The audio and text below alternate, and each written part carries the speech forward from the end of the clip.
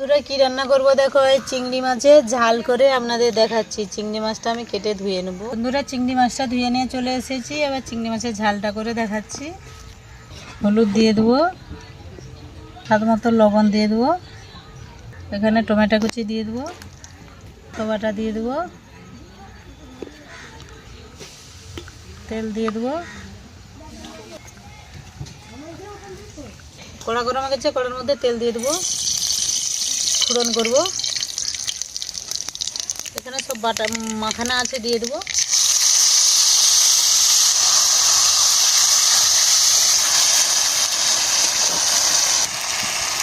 একটু ঢাকা দিয়ে নেব। চিংড়ি মাছটা কষানো হয়েছে নাকি দেখে নেব।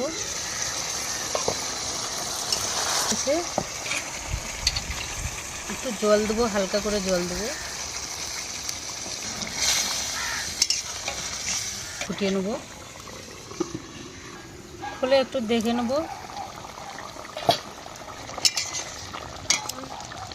হয়ে গেছে। উপর দিয়ে একটু জিরা ধনের গুঁড়ো দিয়ে দেবো,